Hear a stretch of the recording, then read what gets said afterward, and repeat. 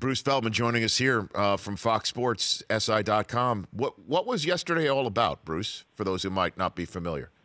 Well, Rich, I think a lot more top recruits signed this week and are signing this week in this early signing period than anybody really would have anticipated, when this thing was first created.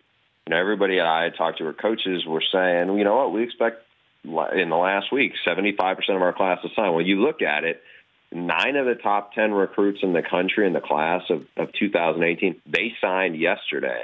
I think it's going to be by the end of tomorrow, it will be at least 24 of the top 30. So all that drama that you normally expect on the first Wednesday in February at quote-unquote signing day, that's going to be diffused a lot. And there was way less of a TV presence. I mean, ESPN, which used to have so much high wattage devoted towards signing day, it was on the SEC network. It was on the Big Ten network. There was a little ESPNU, but it was very low key on that front.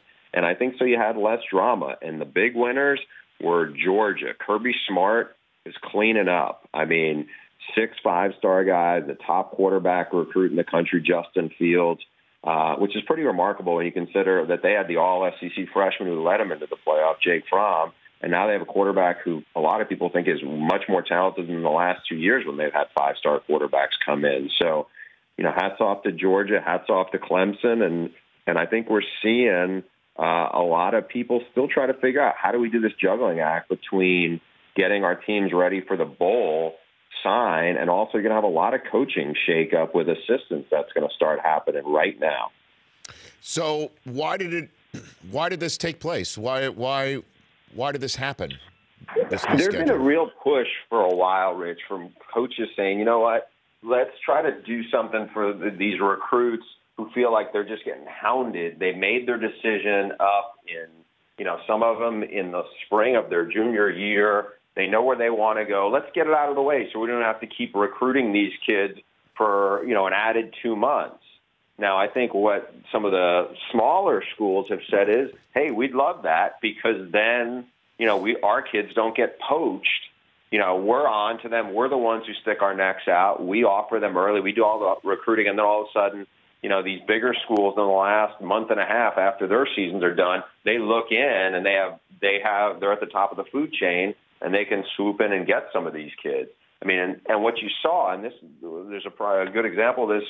Yesterday, there was an offensive lineman from the state of Washington, had been committed to Washington State for a while. USC tried to come in on him late, and that kid was like, no, I'm already set for and signed with Washington State. I think if this is the normal process where he has to wait until early February, that kid might be a USC Trojan. I think examples of that are happening more and more this year.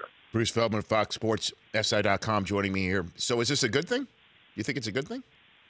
I think there's some good elements. Here's the downside to it, and not many people have brought this up, and this is why I was skeptical of an early signing period going through. The academic picture for these kids, meaning you don't have even a first full semester grades come in, test scores for their senior year. So you're going to have a lot of kids who schools are going to roll the dice on, and they're going to sign, and they're probably not going to qualify. And what it's also doing is this recruiting calendar keeps moving up earlier and earlier. I mean, so it's not uncommon now to see sophomores and freshmen in high school getting offers. Now, you can't sign that right away, but I just think, people are going to be moving earlier and earlier. They're going to know less and less about the academics, and you're going to have a lot of bad decisions that are going to be made in the wake of it. I'm not sure what's going to happen to some of those kids who end up getting squeezed in that. Do they go to junior colleges that, I don't know if that's necessarily a good thing because these coaches can't help themselves. They're just so competitive with each other. They don't do anything in moderation. So tell me about the foreign market. I saw your tweets about that, including some freakish defensive end that signed with the Wolverines, Bruce. Julius Welschoff is his name. He is from Bavaria. He grew up as a champion mogul skier. The guy, there's an old defensive lineman who played in the CFL and briefly in the NFL who played for Don Brown, the Michigan defensive coordinator, back when at UMass.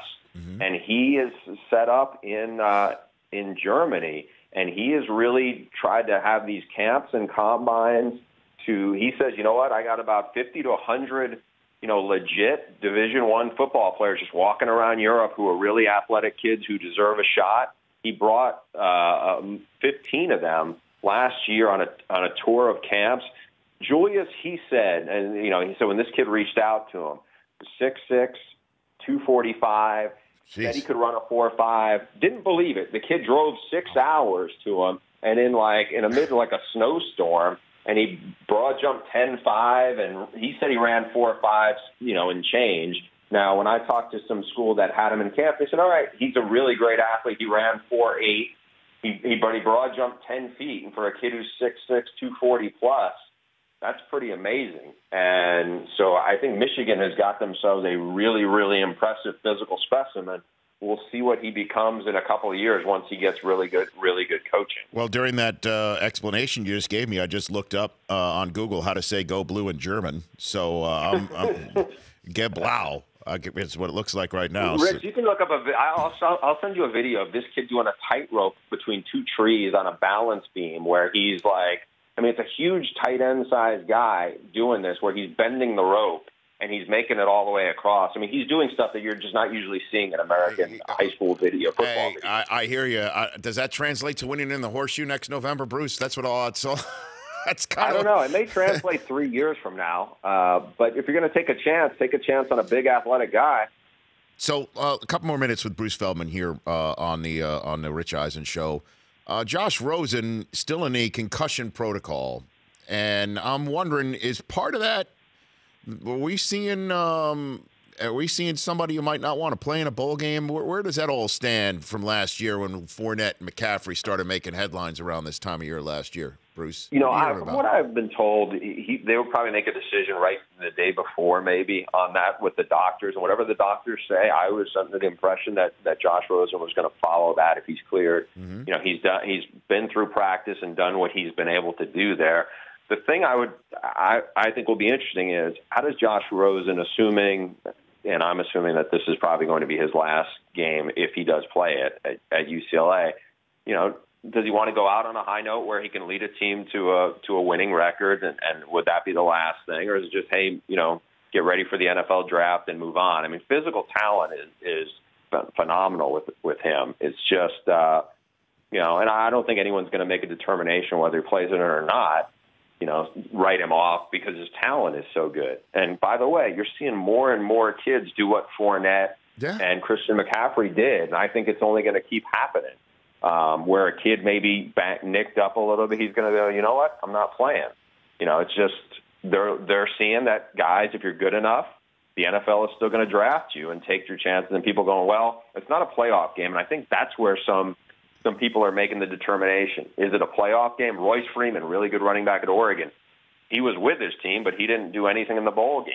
And I'm not sure, how, until NFL teams say, you know what, we're going to question your competitiveness and all that other stuff if you don't play with your teammates for this last time. I don't think it's going to slow it down at all. I just think you're going to see more and more of it. Well, Fournette and McCaffrey wound up being top 10 picks, and we're seeing how well they've been playing in their rookie season. All you got to do is take a look at Jake Butt, how his rookie season went. Finished on IR, never got off IR because of his knee going down against Florida State in that bowl game, man. And I don't blame these kids. Cowboys have a really good linebacker who was a great player at Notre Dame. His last game did not go well. I know he said he didn't regret it, but you wonder where he would have got drafted if that didn't happen. Well, as you know, Jerry Jones took Smith. He took him in the top of the second round. So he might have been a top 5 pick, though. No question. I hear you. Before I let you go, we've been in the last hour. We had Brockman and I started going head-to-head where we chose the names of 2 quarterbacks in the NFL out of a hat and asking each other whose stock would we take. I'm going to give you one right now, Bruce Feldman, okay? Play the music for him right here, Mike Del Tufo. Whose stock would you take, Rosen or Darnold? Bruce Feldman. I'm going to take Darnold. Whose stock would you take, Darnold or Baker Mayfield? Ooh. I'm going to take Baker. Baker. Just everybody believes in him. He's not Johnny Manziel. He loves football. He's ultra competitive. He's accurate. I'm not betting against Baker. You and me both, man. I wouldn't have said that 3 months ago, but I'm a believer. Bruce, happy New Year to you and yours. Okay, brother? You too. Thanks, Rich. Thanks for having me. You got it. Bruce Feldman is calling the Foster Farms Bowl. Arizona versus Purdue, 2 days after Christmas. All right. The Rich Eisen Show, weekdays at noon Eastern on Audience.